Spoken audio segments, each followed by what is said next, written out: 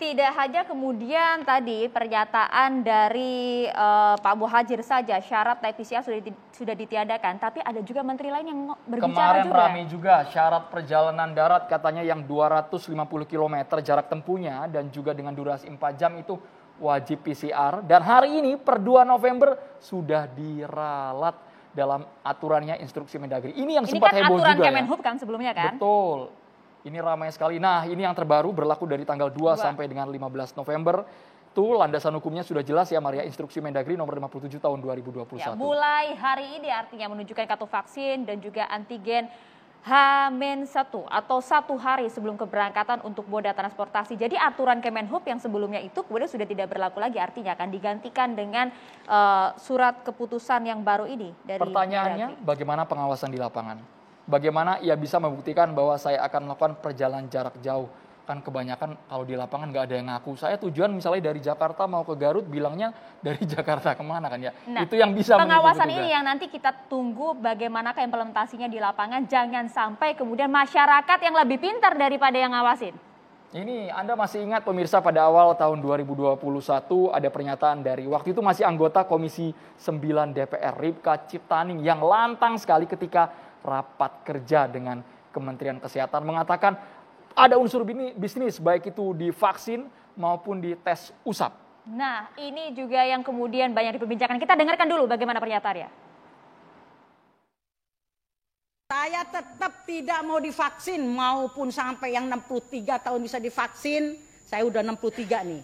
Mau semua usia boleh tetap.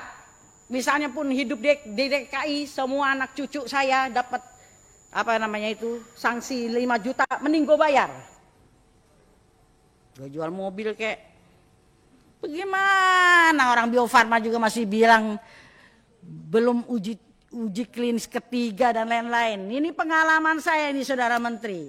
Ini saya ngomong lagi nih di rapat ini ya. Vaksin polio untuk anti polio malah lumpuh layu di Sukabumi. Terus anti kaki gajah di Majalaya mati 12. Karena di India ditolak, di Afrika ditolak. Masuk di Indonesia dengan 1,3 triliun waktu saya ketua komisi.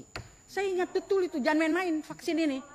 Seharusnya lebih panjang lagi tuh Maria, karena ungkapan dengan cara menggebu-gebu seperti itu dilontarkan cukup panjang, alot sekali ya rapatnya dengan Menteri Kesehatan Budi Gunadisadikin. Ya itu kan tadi awal Januari tahun ini, tapi kemudian baru-baru ini ada juga hal yang sama ini juga dibahas juga di majalah Tempo, bahkan cukup rinci penjelasannya. Ada keterlibatan juga sejumlah menteri dan juga bagaimana bisnis ini berjalan.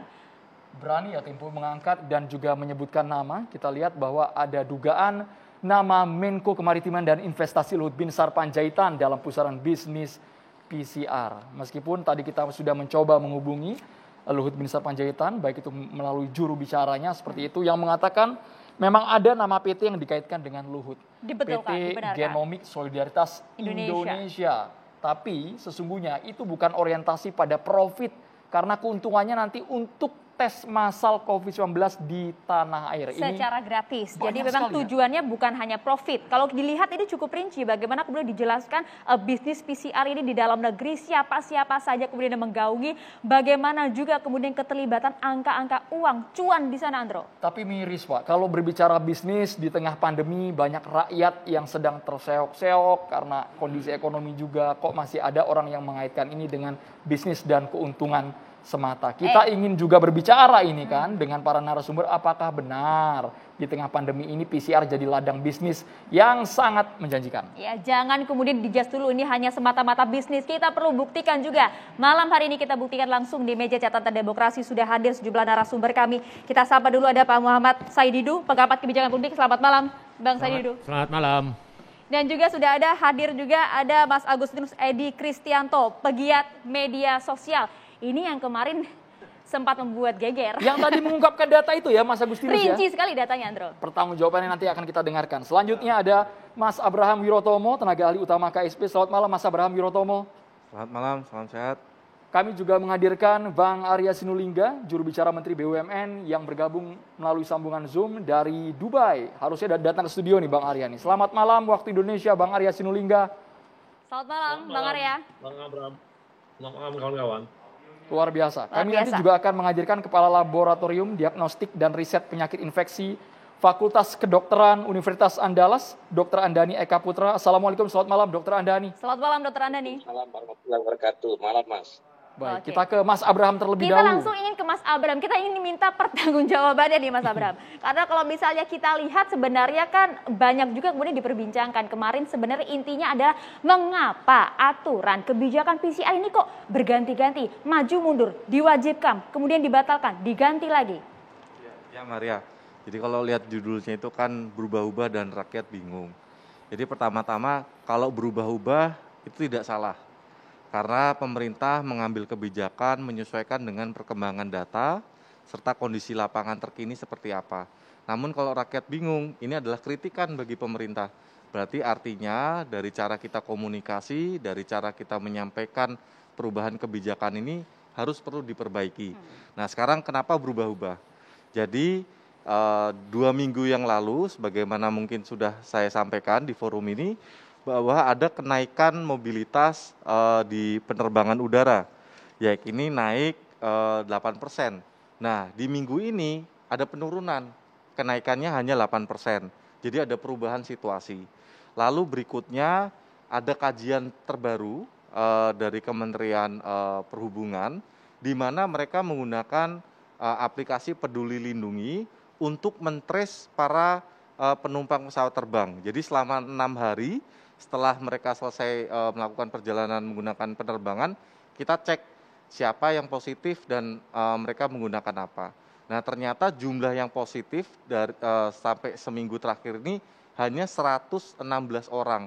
Itu artinya kita bisa melakukan relaksasi untuk penerbangan udara. Jadi mobilitasnya menurun, lalu juga ada kajian baru selesai, itu menunjukkan penyebaran positifnya itu sangat kecil. Termasuk instruksi Mendagri hari ini? Termasuk instruksi Mendagri hari ini.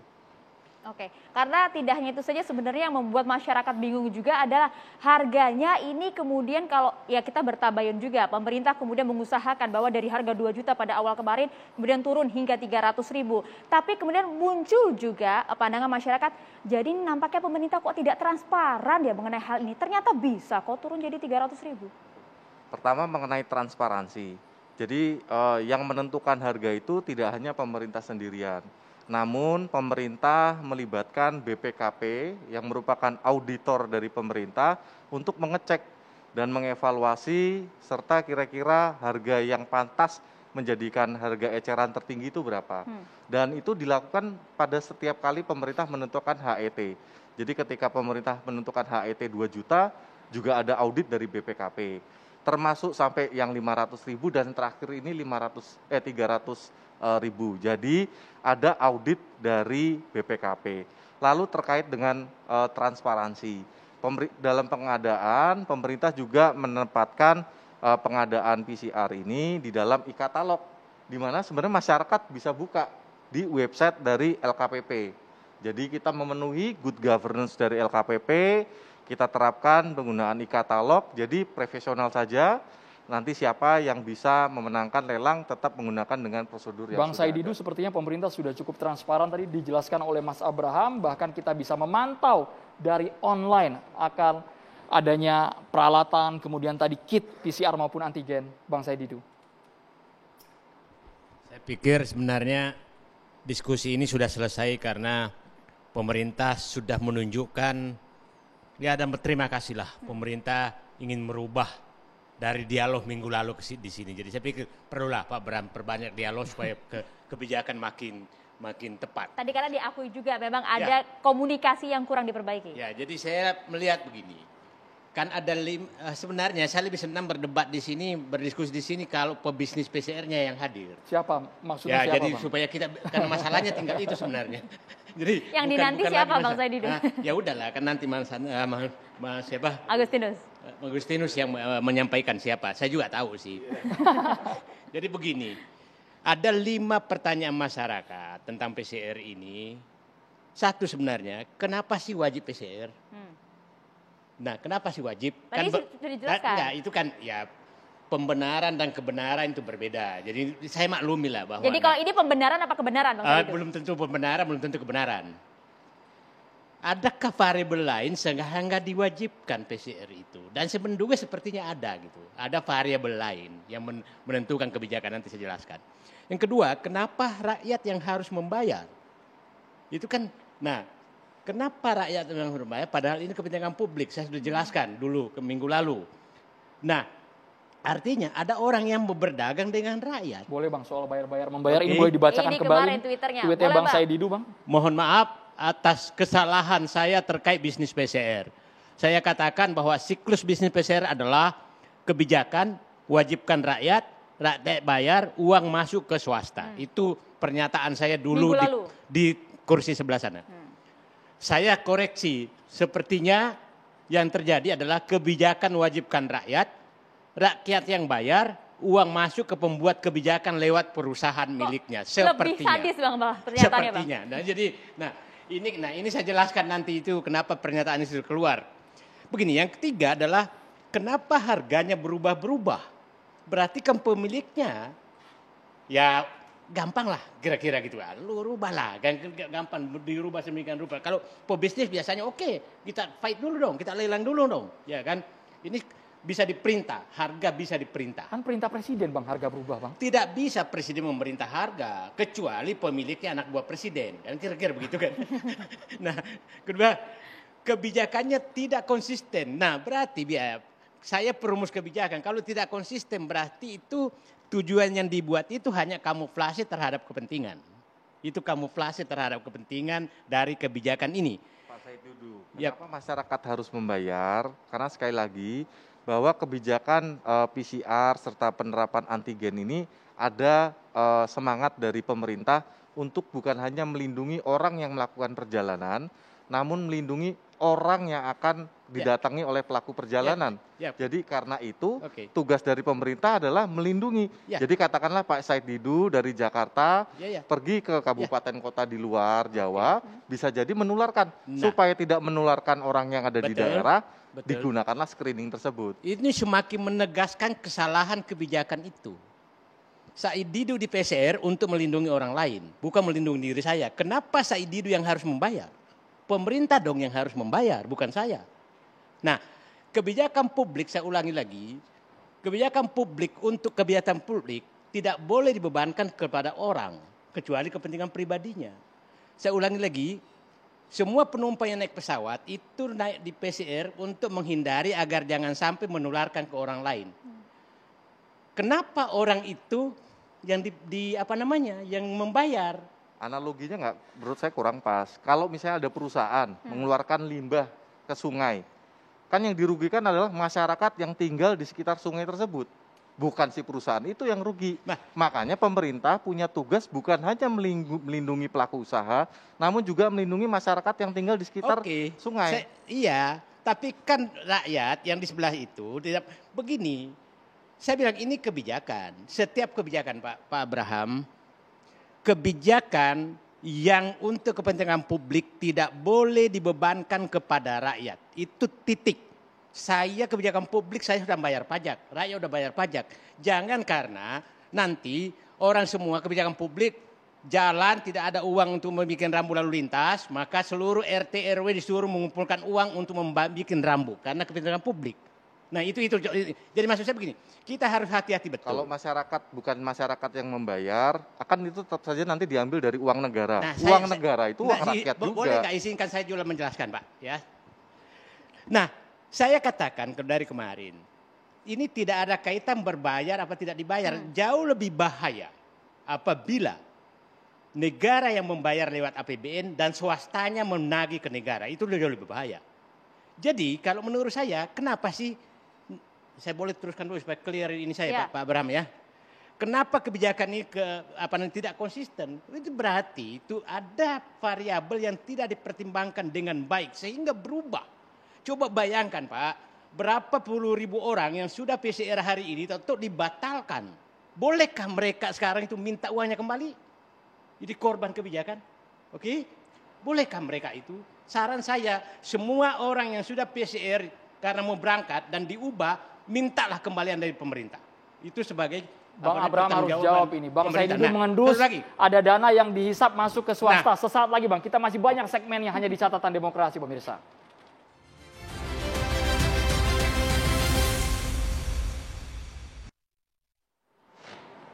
Iya, kita lanjutkan hal ini. Saya mau langsung ke Dubai, berlangsung berbincang Jauh langsung ya? dengan Bang Arya Sinulinga yang berada di sana. Bang Arya, tadi Anda menyimak lah ya paling tidak bagaimana kemudian aturan ini kami bahas. Tapi yang kemudian menjadi atau menyita sorotan publik adalah ada bisnis dan bahkan ada aliran dana dari cuan PCR ini mengalir ke sejumlah menteri. Nama Menteri BUMN bahkan juga kemudian dikait-kaitkan di sana, Bang Arya.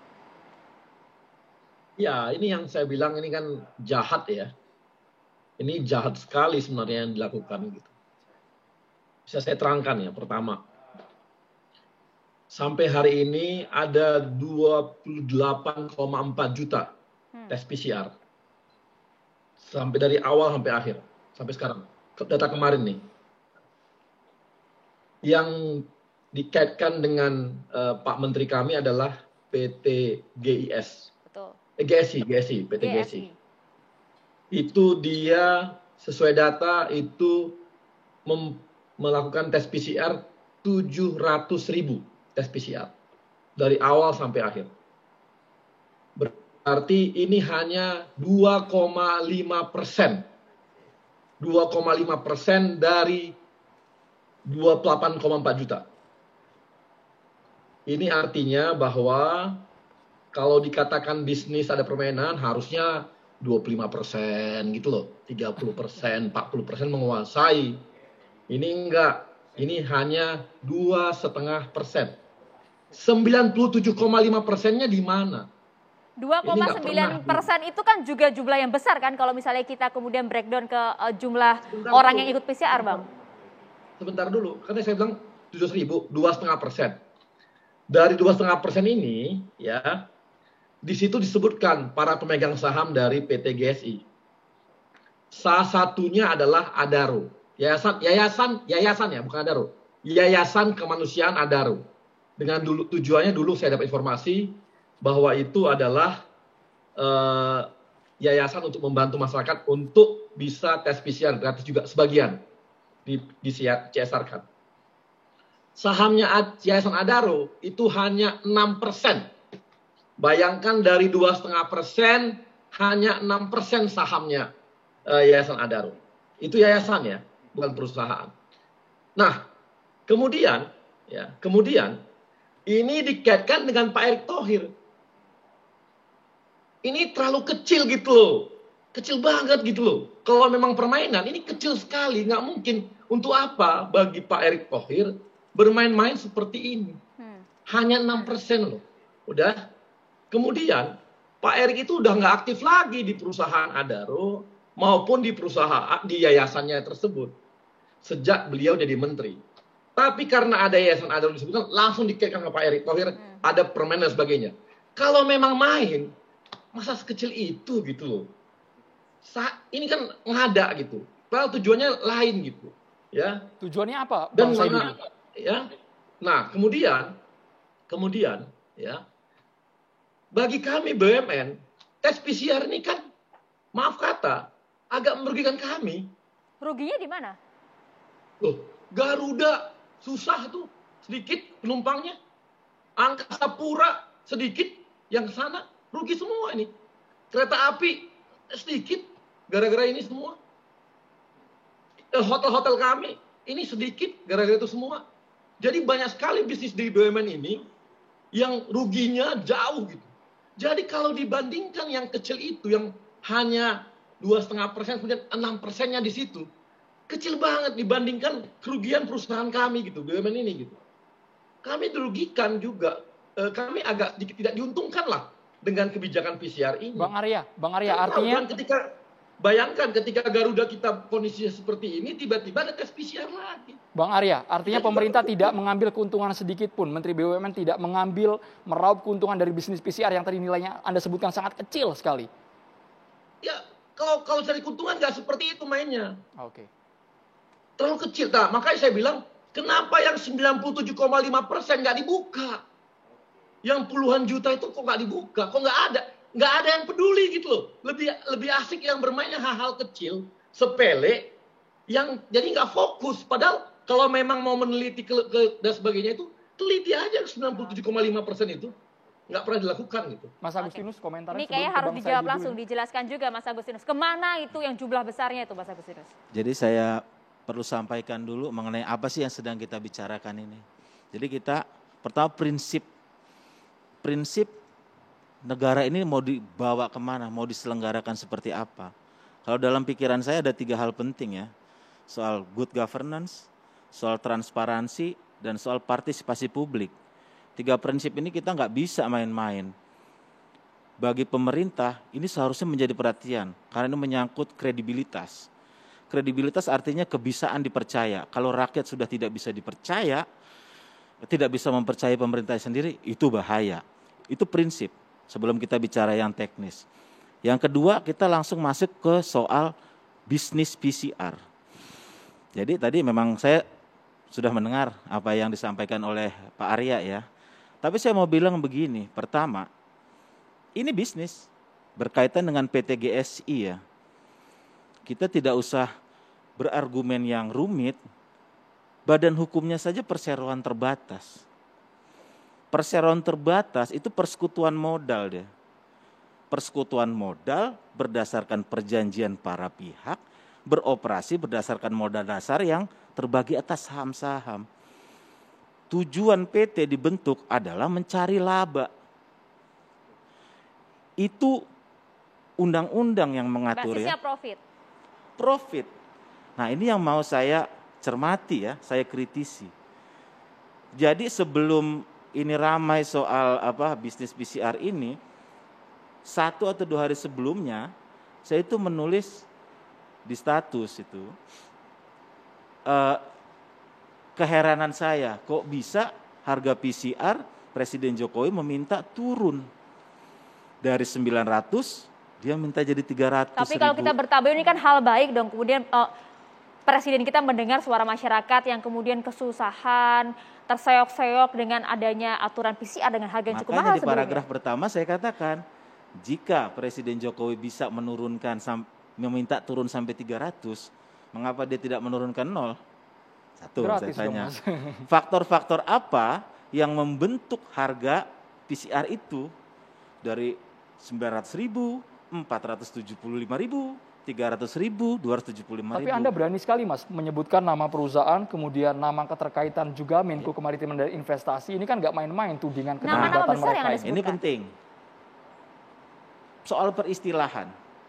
Dalam semua publikasi saya tidak menyatakan menggunakan kata bermain ya. Sama seperti laporan Tempo, saya menggunakan istilah terafiliasi atau setidak-tidaknya ada kaitannya. Makanya saya rinci. Kenapa ada kaitannya? Sumber saya adalah akta PT. Nah, makanya saya katakan begini. Pada tulisan terbaru, sebetulnya menjelaskan persoalan ini sederhana. Kita bicara soal kronologi dan etika.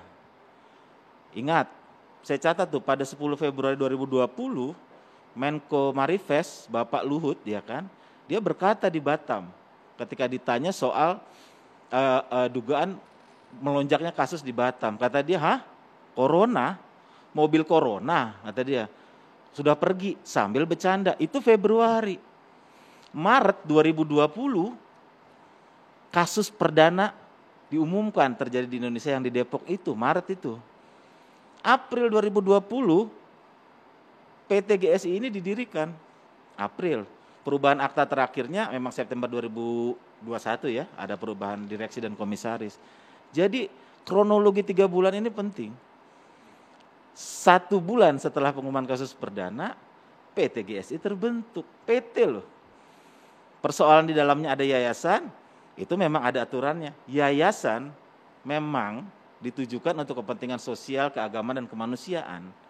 Dan yayasan memang betul boleh melakukan penyertaan modal dalam suatu unit usaha ya, maksimal 25% dari nilai kekayaan yayasan. Siapa saja Mas bisa disebutkan kembali yang terlibat dalam PT yang mengadakan tes PCR ini? Nah, keberatan saya terhadap posisi Menko Marifest itu adalah posisi dia ini sebagai penyelenggara negara. Satu nama ini saja berarti Iya, ya? saya juga tahu ada pemain lain selain GSI ya, yang di bisnis ini ada Prodia, ada Bu Mame ya, Budiman Maju Megah Farmasi yang di mana-mana. Saya tahu, tapi kita kenapa harus fokus sama Menko Marifest adalah beliau penyelenggara negara. Dia harus bertindak atas kepentingan seluruh masyarakat. Bukan hanya kepentingan 3 pengusaha yang menjadi yayasan ini nih. Siapa? 1, Yayasan North Star Group. Yang saya tulis memang dikendalikan ya oleh orang juga tahu North Star Group itu Patrick Waluyo. Saudara Patrick Waluyo. Terus yang kedua Adaro. Itu yayasannya memang faktanya adalah Boy Thohir, kakaknya Menteri BUMN, dia memang memegang 6% saham dan presiden direktur. Terus yang berikutnya adalah Indika Energi. Memang Indika Energi sahamnya di PT GSI memang yang paling besar ya, 30-an persen. Tapi poinnya bukan di situ. Poinnya adalah Penyelenggara negara ini diikat oleh aturan formal dan juga etika. Dia tidak bisa serampangan seperti warga negara biasa. Itu Oke. poin saya. Iya. Saya Kita- tidak menuding. Kita perlu dengarkan juga tanggapan. Silakan, Bang Bang Arya. Arya, silakan. Ini ya, pertama itu yayasan ya yang Pak Erick Thohir udah nggak ada lagi di sana ya, dan dia itu tadi cuma 6%, dan dia itu udah ada lama yayasan tersebut, bukan baru dibentuk gitu ya. Artinya Pak Erick Thohir itu tidak ada kaitan dan nggak ada lah hubungannya. Yang pertama. Yang kedua, kalau tadi misalnya negara atau pemerintah mewajibkan rakyatnya untuk dites PCR oleh GSI, itu juga itu jadi faktor tertentu.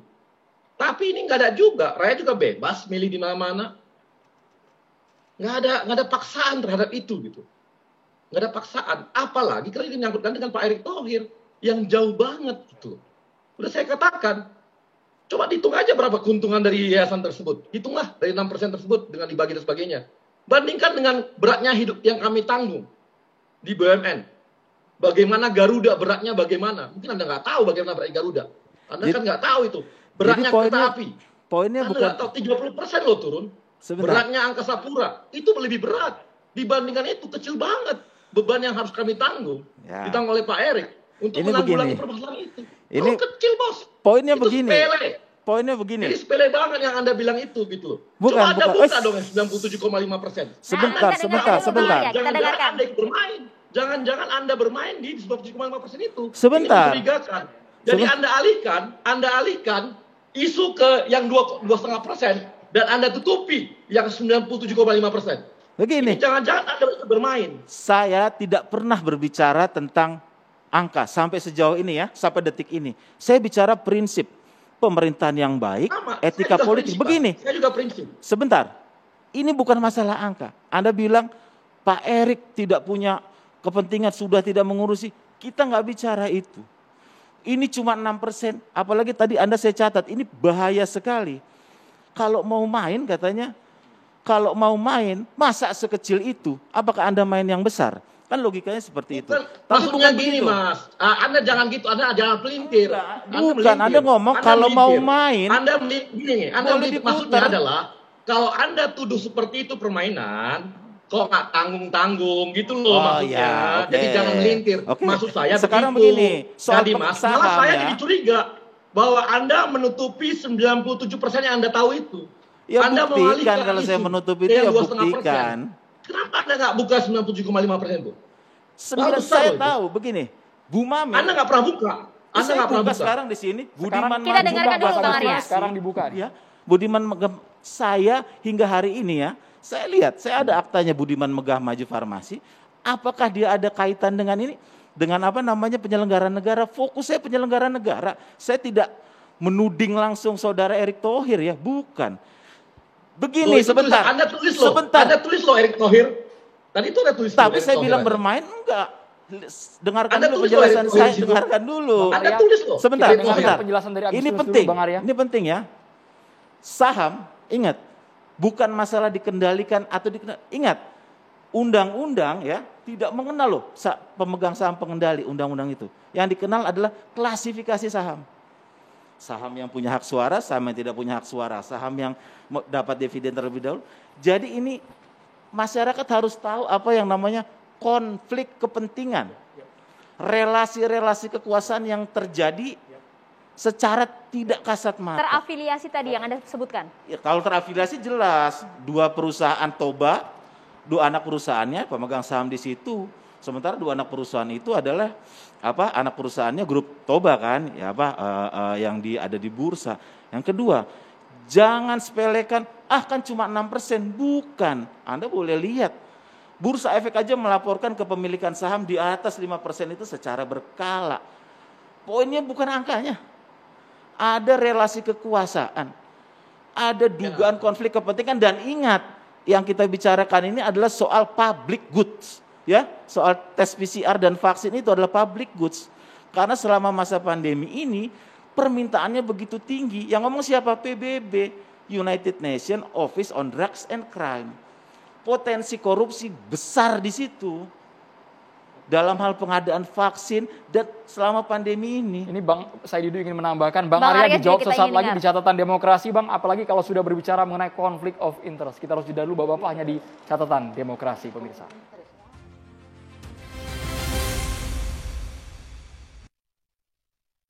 Ya, kita lanjutkan dengan mendengarkan nih tanggapan langsung dari Bang Arya Sinulinga. Tadi harus juga dikonfirmasi pernyataan dari Mas Agustinus, Bang Arya. Ya, seperti yang saya katakan tadi, bahwa ini kan dikatakan bahwa ada pertama itu tes PCR yang diberikan di masyarakat itu nggak ada kewajiban kepada PT tersebut. Artinya dia memang bebas memilih. Jadi di market betul, di market gitu loh. Jadi bukanlah dia mendapat keuntungan langsung dengan cara seperti itu. Itu satu dulu. Artinya ini kalau tadi misalnya ditenderkan GSI-nya menang, itu bisa dikatakan ada sesuatu juga bisa seperti itulah, gitu ya.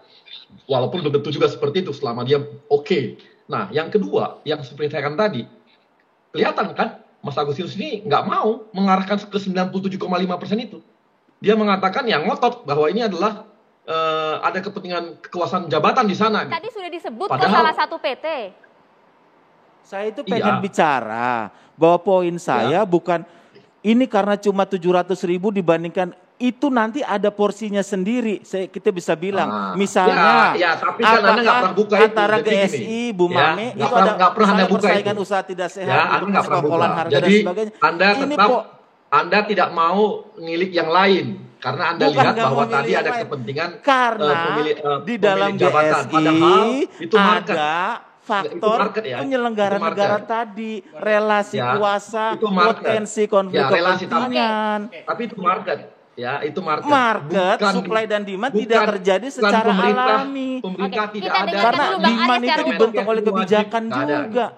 Gitu loh. Ya. Sementara penyelenggara negaranya ini dia ada relasi. Karena ada penyelenggara negara. Bang Arya ditanggapi. Supply demand ini juga dibentuk oleh kebijakan. Ya, gini, pemainnya berapa banyak? Itu juga, Anda tahu berapa pemainnya? Serahkan kepada otoritas dong, ada KPPU. Saya tanya, Anda tahu nggak berapa pemain PCR-nya? Yang saya tahu ada satu, namanya PT GSI, yang pemegang sahamnya adalah di Indonesia berapa banyak pemainnya? Oke. Saya boleh menengahi. Ini bicara tentang etika. Etika itu tidak mengenal besar kecil. Kalau orang Islam paham berwudu kena najis besar, najis kecil tetap batal wudunya. Itu namanya etika. Nah, izinkan saya menjelaskan bahwa penyelenggara negara yang sangat bernilai itu etika, bukan besar bisnisnya, tapi etikanya. Nah, saya ingin sekali menggunakan kesempatan malam ini menjelaskan untuk kita menilai pejabat publik. Ada sekarang 6 tingkatan etika pejabat publik. Yang paling beretika adalah apabila dia menjabat maka dia melarang seluruh dirinya dan keluarganya untuk ikut memanfaatkan kewenangannya termasuk berbisnis. Termasuk istrinya ikut perjalanan dinas pun dia larang. Itu etika tertinggi. Etika di bawahnya adalah membolehkan asal sesuai hukum. Nah itu mulai permainan dikit-dikit itu. Membolehkan berbisnis asal sesuai hukum. Yang di bawahnya lagi adalah memberikan informasi kepada pihak lain dan dia dapat manfaat dari informasi itu, membocorkan informasi. Itu etika tingkat 3 di bawah. Etika tingkat 4 adalah berbisnis dengan kewenangannya. Itu etika tingkat 4, tidak besar kecil loh di sini. Yang tingkat 5 adalah membentuk perusahaan untuk berbisnis dalam kewenangannya. Atas nama dia sendiri? Atas nama dia, atas nama keluarganya, atas afiliasi bisa. Dan yang terakhir yang paling bobrok adalah membikin bisnis pada saat ada bencana di kewenangannya. Itu etika paling Yang tadi rendah. Jesse masuk poin berapa Bang? Anda Said? Nah, silakan publik menilai dan menilai semua pejabat publik seperti Tidak itu. kecipratan Saya sama boleh sekali, tambahkan Bang, nggak? tadi, Bang. Penting dari Bang Said itu tadi. Kenapa argumen saya bahwa ini bisnis? Satu, tadi kan saya bilang badan hukumnya saja PT. Kedua, ingat, ada fakta nih ya. Juni 2020, PT GSI ini menerbitkan surat utang dia. 77,5 miliar. Dia menerbitkan surat utang. Tujuannya apa? Untuk memperkuat permodalan, pendirian PT, dan operasional bisnis apa? Tujuannya? PCR. Tujuan penerbitan convertible bond itu. Itu ada fakta siapa yang mewakili PT GSI. Bang Arya ditanggapi dulu Bang, dalam waktu yang Ini sangat bisnis singkat. gitu loh. Seperti yang saya katakan tadi, ini sangat jauh dari Pak Erick Thohir. Satu itu yayasan gitu ya, yang jauh banget sama beliau gitu ya. Meskipun Yang dekat dengan kemudian- kewenangan Pak Erick Thohir. Apa kewenangan Pak Erick Thohir terhadap di situ dalam tes PCR? Nggak ada kebijakan dia di sana. Tidak ada kebijakan Kementerian BUMN terhadap situ. Sebagai wakil Nggak ada. ketua COVID, Nggak ada Dia kan Pak. wakil ketua. Nggak ada. Tidak penentuan tes PCR bukan di kewenangan KPCPEN. bukan karena ketuanya kan Pak Luhut, wakil ketuanya kan Pak Ya. Erik, kan dibahasnya di tim itu kan. Enggak bisa Pak, enggak. Itu di Kementerian Kesehatan. Kewenangannya di Kementerian Kesehatan. Tidak Wah, ada kaitannya lempar-lemparan sama sekarang ya. kewenangan Bukan masalah kok siapa kewenangan PCR atau apa. Dalam Lah posisi iya dong, Bos. dalam Bos, posisinya nggak bisa. sebagai menteri, Itu ada hubungannya. Dia itu Kalau nggak adalah ada penyelenggara kaitannya, negara. Kalau nggak ada kaitannya sama Penyelenggara sama negara. kewenangan, Gini loh. dia nggak bisa dong. dia ada Kewenangan dalam- tuh nggak bisa. Kewenangan tuh punya ada pengaruh. dalam Satgas Masa dia Pemulihan nggak ada Ekonomi kewenangannya dikatakan Nasional dan tidak- Covid gitu. Nggak ada keputusan gini. Tidak ada satu Dia pun mendapat keputusan akses dia kepada yang bisa informasi, akses menentukan ke itu. wewenang untuk macam-macam. Nggak Penyelenggara ada, Bos. negara loh. Nggak ada kewenangan beliau, Bos. Nggak Iya, ada kewenangan kewenangan. dia menentukan Oke, PCR. baik. Kita Ya, nanti berikan debat kusir pencerahan kalau sedikit begitu. lah. Kita akan bahas soal harga ini loh, yang jadi perdebatan oleh masyarakat. Sebenarnya hitung-hitungannya bagaimana? Nah, ini Dokter Andani nih yang mengerti mengenai hal ini. Dokter Andani, boleh kasihlah kita pencerahan. Sebenarnya bisnis PCR ini hitung-hitungannya seperti apa? Adakah cuan besar di dalam bisnis PCR ini? Ya, terima kasih Mbak. Selamat malam Bapak Ibu semua. Jadi terkait dengan PCR sebenarnya kalau saya katakan ya dari awal itu sama seperti pandemi kita melihat bahwa tidak ada kepastian dengan kita terhadap semua aspek. Jadi harga PCR itu berapa misalnya kita juga tidak ada pedoman waktu itu.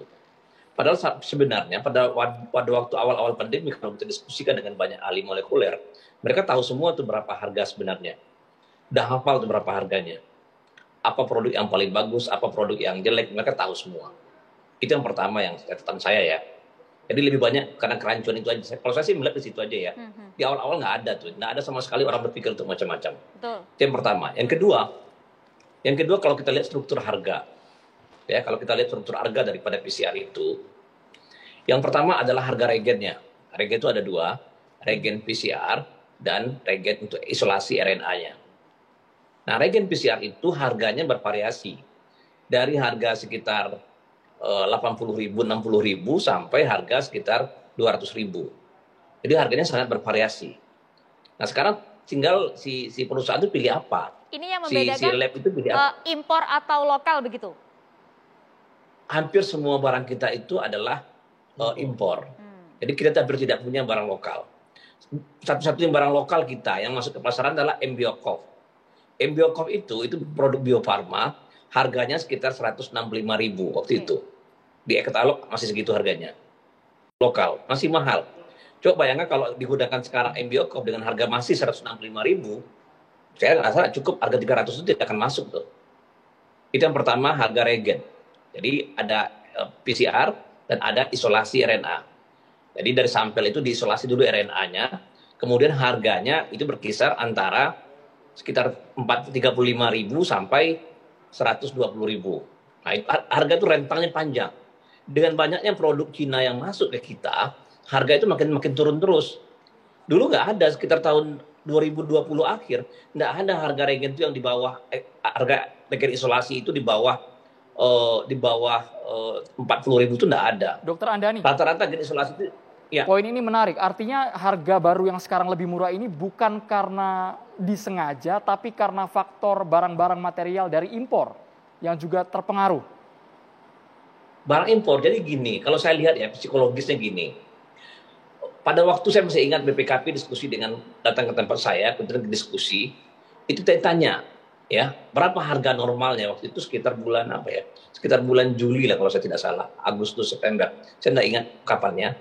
Saya katakan struktur harga yang benar itu sebenarnya sekitar 700-800 waktu itu ya. Kenapa? Karena hampir semua regen belum banyak produk Cina yang masuk. Semua regen itu adalah produk-produk dari Eropa dan Amerika pada waktu itu ya. Jadi kayak produk Kiagen, Invitrogen itu produk-produk bagus-bagus semua dan mahal semua. Dan sifatnya belum multiplex seperti sekarang, masih single plex, masih dikerjakan satu persatu. Jadi kalau kita lihat waktu itu harganya dibikin 900, saya pikir waktu itu masih layak. Nah kemudian harga itu diturunkan lagi jadi 500, sampai sekarang diturunkan jadi 300. Betul. Nah kalau kita lihat, tadi kan sudah saya katakan, ada dua komponen utama regen. Kemudian ada consumable plastiknya, yang harus kita hitung juga. Dulu consumable plastik itu, satu filter tip itu harganya 300.000 per box. Sekarang bisa 80.000 per box. Itu yang kedua, yang consumable plastik. Kemudian APD. Dulu orang pakai hazmat. Hazmat mahalnya minta ampun dulu. Sekarang tidak perlu pakai hazmat, pakai gaun cukup. Asal pakai masker, face shield, dan sebagainya. Dulu pakai hazmat semua. Dan itu cost-nya akan jadi besar. Kemudian ditambah lagi masalah gaji. Gaji dokter penanggung jawab, gaji analis, gaji administrasi, dan sebagainya. Biaya air, listrik, limbah, itu juga harus kita hitung. Kemudian terakhir tentu margin keuntungan oleh si investor. Nah, masalah, saya lanjut sedikit lagi ya. Sedikit lagi Mbak ya. Iya silakan, singkat saja. Nah, ya masalah keuntungan tergantung bagaimana perusahaan laboratorium itu mampu mengatur regennya lebih murah, itu aja sebenarnya. Nah gitu kuncinya.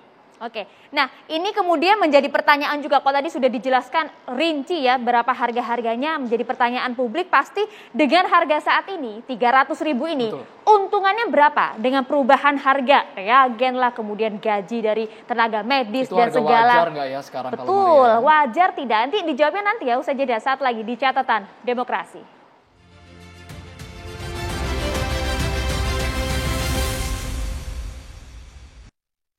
Kita lanjutkan, saya ingin lagi ke Dokter Andani. Singkat saja jawabannya dokter. Jadi dengan harga 300.000, harga terbaru yang ditentukan oleh pemerintah ini, sebenarnya wajar tidak sih? Keuntungannya berapa dari para pebisnis ini? Saya katakan wajar, ya, mungkin wajar. Tapi yang jadi masalah itu adalah banyak lab-lab itu sekarang terjebak dengan penyedia alat. Yang harganya sudah ditentukan oleh penyedia alat. Itu yang jadi masalah. Bagi lab-lab yang mandiri, yang tidak tergantung kepada alat, dalam hal ini mereka beli alat sendiri, mereka bisa turunkan malah sampai 220.000. Wow.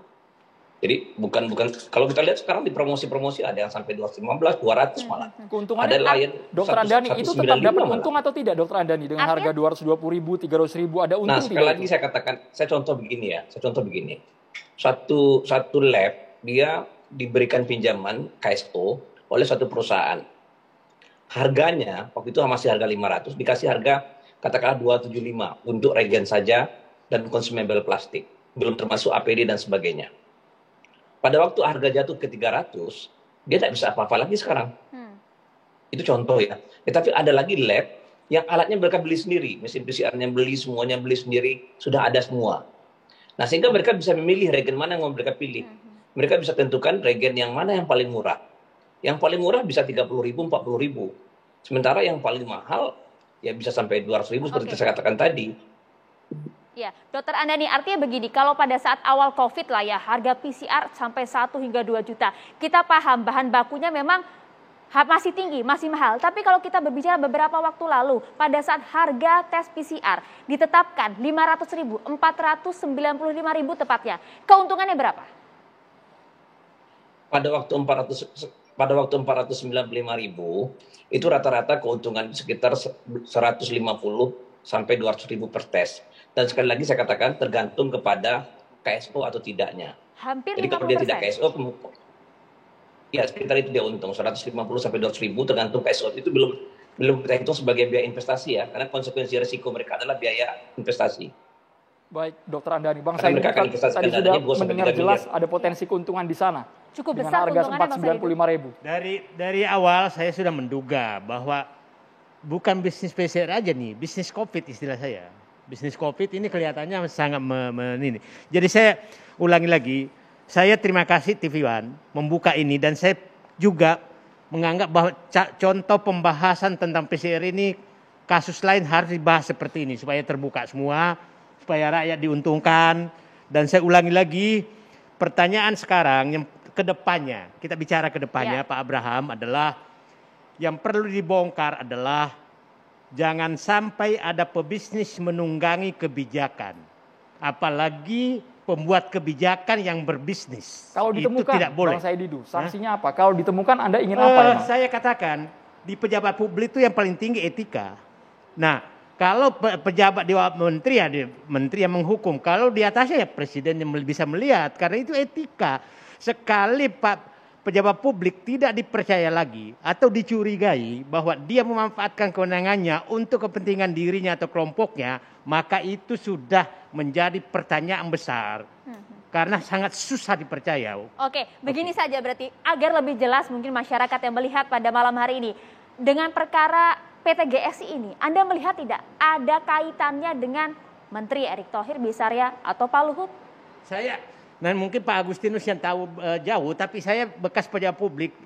Sekali pejabat publik ini itu tidak bisa lagi, susah sekali. Istilah saya tadi, Anda tidak boleh sholat apabila kena najis sedikit apapun setelah berwudu. Itu. Artinya batal secara posisi, Bang Saididu. Nah, batal secara etika. Baik, Batal secara etika. kita ke Bang Arya Sinulinga. Ini ada pertanyaan Bang Arya dari masyarakat, dari Andrian. Bang Arya, saya akan bacakan, mau tanya ke Bang Arya dong, harga PCR dari 1 juta lebih di awal pandemi dan sekarang jadi 275.000. Margin profitnya berapa per satu tes PCR? Kok harga jualnya jauh ya, dari 1 jutaan bisa ke 275.000? Variable cost-nya berapa? Jujur ya, ini pertanyaan dari Andrian ke Bang Arya. Silakan Bang Arya. Diminta jujur katanya Bang Arya. Ya, orang saya nggak tahu, orang saya nggak berbisnis kok. Nggak ngerti saya. Jadi Oke. kalau ditanya saya nggak ngerti saya nggak paham. Tanya aja, mungkin tadi kan dari Pak Andani kan udah tahu ya gambaran dulu 1 juta itu berapa harga reagen dan sebagainya. Kalau saya nggak ngerti ya. Orang saya nggak ngerti tahu bagaimana bisnisnya. Baik. Nggak paham. Tapi mengenai posisi tadi bahwa secara etika, secara conflict of interest tadi, Kan udah saya katakan, di situ tidak ada konflik kepentingan Pak Erick karena dia bukan pembuat kebijakan. Ya, kalau kecuali tadi dia pembuat kebijakan mengenai tes PCR, berapa harganya, berapa ininya, itu boleh. Ini nggak ada sama sekali kaitannya. Itu kewenangan di Kementerian Kesehatan. Satu. Yang kedua, bahwa Pak Erick ada dia tidak jauh sekali sama yayasan yang Adaro. Dia nggak ada kaitan lagi, artinya dia nonaktif. Yang ketiga, itu perusahaan yang ada itu kan bukanlah ditunjuk oleh pemerintah. Dia jauh banget. Jadi kalau kita sih ini ya, kalau ada yang jahat gitu ya, untuk mengkait-kaitkan, menarik-narik ya, namanya juga sekarang kondisi seperti ini silakan. Tapi bagi kita, karena memang tidak ada kita kepentingan seperti itu, nggak ada masalah. Ini hanya orang-orang jahat. Saya bilang lagi, mereka nggak pernah mau buka yang 97,5%. Kalau memang urusan harga, keuntungan yang diributkan, kenapa nggak dibuka-buka oleh mereka? Nggak peduli mereka sama yang itu. Oke, dibantah kok orang jahat katanya mengungkap. Aduh, Bang Mas Agustinus bagaimana ini? Saya setuju tuh kalau dibuka juga yang lain semua. Biar Mas terbuka Agustinus. semua. Silakan, Jadi Mas. kan gini loh, cara berpikirnya gini. Ini kan kita menghadapi situasi pandemi hampir 2 tahun. Karena situasi pandemi, jadi barang-barang seperti vaksin, PCR, masker itu kan permintaannya tinggi. Dia menjadi public good. Karena dia permintaannya tinggi, ya kan, ada potensi bisnis di situ. PBB pun mengeluarkan loh bahwa ini harus diawasi. Karena ada besar potensi korupsi dan penyelewengan di situ. Itu dulu. Tapi jangan tebang pilih dong, kok yang dibuka cuman yang sekian persen, bukan Pemain yang besarnya. besarnya siapa ini? Begini, pemain besar, ini kita jangan terjebak soal 97,5 pemain besar. Apa sih ukuran besar?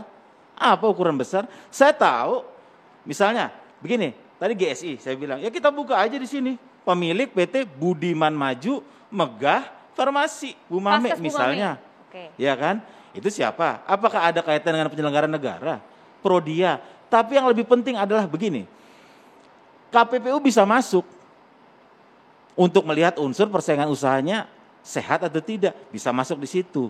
Poinnya adalah lakukan dulu audit secara menyeluruh, ya kan? Selama masa pandemi ini, lembaga-lembaga seperti BPK, BPKP semua libatkan, KPPU.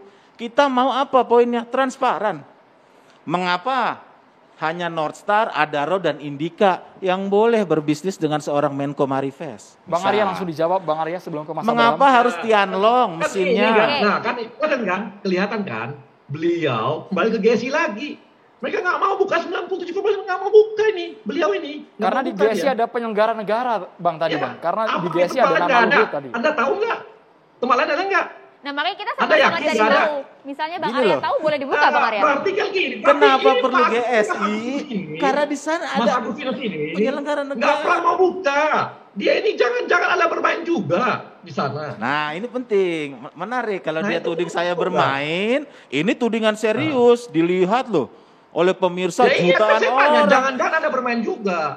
Jangan-jangan karena Anda nggak mau buka Jangan juga tambahin yang jangan-jangannya. bagaimana? Kalau Anda tadi pertama tuding saya bermain dengan yang 97,5, ya harus buktikan. Gitu loh. Makanya Nggak jangan bisa. Anda bermain. Jangan Anda dialihkan nggak- ke situ. Masyarakat harus tahu. Masyarakat harus tahu. Gini Mas ya.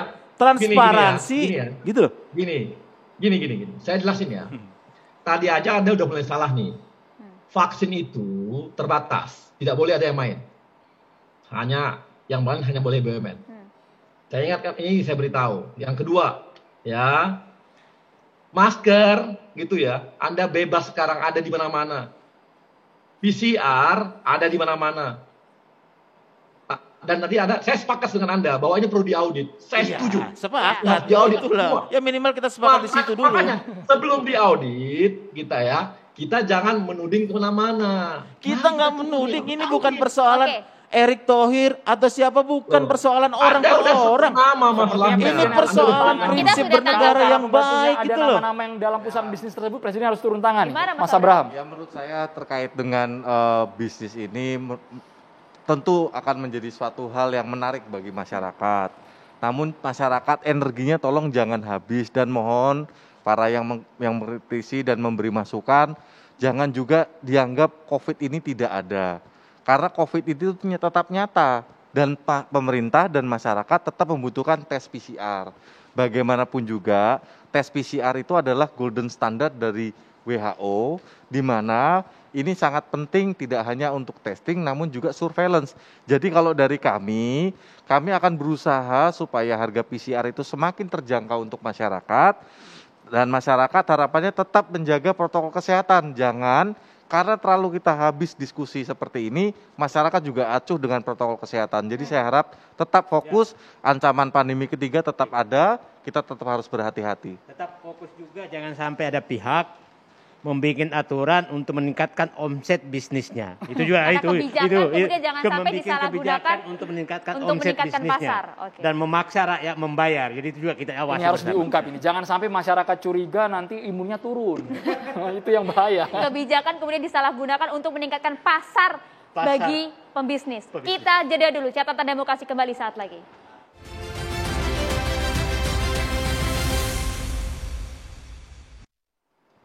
Saat ini kami sudah kehadiran Kiai Haji Syarif Mat Najih, penceramah. Kami persilakan kepada bapak-bapak yang ingin bertanya langsung kepada Pak Kiai. Silakan. Silakan Bang Saididu. Pak Kiai, kita tadi agak berdiskusi bagaimana yang kira-kira begini, bagaimana hukumnya bagi seorang pejabat yang menggunakan kewenangannya untuk kepentingan dirinya dan mengambil dari rakyat. Padahal pejabat kan harusnya untuk kepentingan rakyat bukan kepentingan dirinya. Kira-kira gimana Pak Kiai? Keren banget pertanyaannya. Bismillahirrahmanirrahim. Assalamualaikum warahmatullahi wabarakatuh. Pemirsa TV One dimanapun berada, dalam Al-Quran Allah ceritakan bahwa ketika seseorang menjadi pemimpin, ada memang kehendak dari Allah. Wa rafa'na ba'dahum fawqa ba'din darajat. Mereka adalah orang-orang pilihan. Tetapi kemudian karunia yang besar itu akan menjadi ujian. Ada orang-orang yang kemudian amanah, maka dijanjikan oleh Nabi, imamun adilun, pemimpin yang adil yang nanti dapat garansi di yaumil qiyamah, dapat naungan dari Allah, termasuk orang pertama dari 7 golongan. Artinya mereka yang menjadi pemimpin atau pejabat, mereka yang mempunyai kepercayaan langsung dari masyarakat dalam pemilihan mereka menang, tetapi sesungguhnya mereka dipilih oleh Allah. Maka bagi mereka yang kemudian dipilih oleh Allah menyalahkan wewenang itu, rakyatmu boleh jadi mereka tidak mengetahui apa yang engkau maksudkan dan apa yang engkau rencanakan. Tetapi apakah ada yang bisa bersembunyi dari pengetahuan Allah? Dan negara Indonesia ini, rakyat Indonesia ini rakyat yang keramat.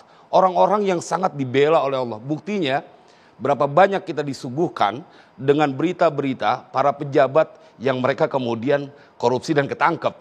Ini kan adalah sebuah bukti bahwa kesalahan yang mereka lakukan dikonversi dalam sebuah bentuk dipermalukan tanda kutip di depan rakyat Indonesia. Dan rakyat Indonesia tidak perlu bingung karena kita tetap menjadi orang-orang yang saling tolong-menolong. Karena itu yang diajarkan oleh leluhur kita. Berapa banyak di awal pandemi mereka yang menyisihkan dari hartanya. Kemudian untuk membeli masker, menolong kepada yang lain, memberikan makan. Dan itu rakyat Indonesia. Kemanusiaan yang adil dan beradab. Bila pada faktanya kemudian ada orang-orang yang mengambil keuntungan dengan mematikan hati mereka. Dan mereka, kata Allah dalam Al-Quran, wa may yaf'al dzalika 'udwana wa dzulma fasawfa nuslihi naro. Ada sebuah ancaman buat mereka yang mengambil kesempatan untuk meraih keuntungan sebanyak-banyaknya, bahkan menikmati di atas penderitaan orang lain. Kalau disebut bagaimana hukumnya pejabat, orang-orang yang kemudian menikmati fasilitas yang seharusnya tidak dilakukan selain diri dia atau melampaui batasnya. Rasanya kita perlu belajar kepada sosok seorang khalifah yang bernama Umar bin Abdul Aziz. Beliau sampai takut menyalakan pelita di malam hari karena itu bukan waktu dinas. Beliau bilang, aku takut nanti dituntut oleh Allah. Karena ini bukan kebutuhan orang-orang yang aku pimpin, ini kebutuhan pribadi. Dan itulah pentingnya kemudian bagaimana Pancasila Sakti itu menjadi sebuah modal buat kita bahwa ada sila pertama, ketuhanan yang Maha Esa. Engkau diawasi oleh Tuhan. Semua agama pasti sama dalam kaitan ini, tidak membenarkan untuk berlaku aniaya. Engkau bisa bersembunyi dari sesuatu yang kau lakukan dengan berbagai cara, tapi pada waktunya bila engkau menzolimi, bila benar menzolimi rakyat Indonesia, hati-hati. Karena rakyat Indonesia adalah orang-orang yang terus diberikan pembelaan oleh Allah. Dan buat seluruh saudaraku, tetap kita bersabar, dan apalagi dengan keadaan seperti ini mudah-mudahan semakin membaik. Pasrahkan saja dengan doa-doa kita bahwa kemudian pemimpin-pemimpin kita akan mencari jalan keluar yang terbaik dan mereka akan selalu membela rakyatnya. Bila ada kenyataan yang mengambil keuntungan, ketahuilah masih banyak pemimpin kita yang punya hati nurani berjuang untuk negara kesatuan Republik Indonesia. Mereka adalah orang-orang pilihan dan mereka ada bersama kita. Mudah-mudahan ini menjadi manfaat. Terima kasih banyak Haji Syarif Mat Najih, kemudian Mas Agustinus, Bang Saididu sudah hadir di Catatan Demokrasi. Ya, dan juga kita ucapkan terima kasih juga sudah bergabung melalui sambungan langsung ada Dr. Andani dan juga Bang Arya Sinulinga dari Dubai. Terima kasih atas waktu dan tadi juga pernyataan tanggapan Anda mengenai hal yang kita bahas pada malam hari ini. Kami ucapkan juga terima kasih terhadap pemirsa. Kita berjumpa lagi minggu depan di Catatan Demokrasi. Saya Maria Segaf. Dan saya Andromeda Mercury. Terima kasih, selamat malam. Sampai jumpa.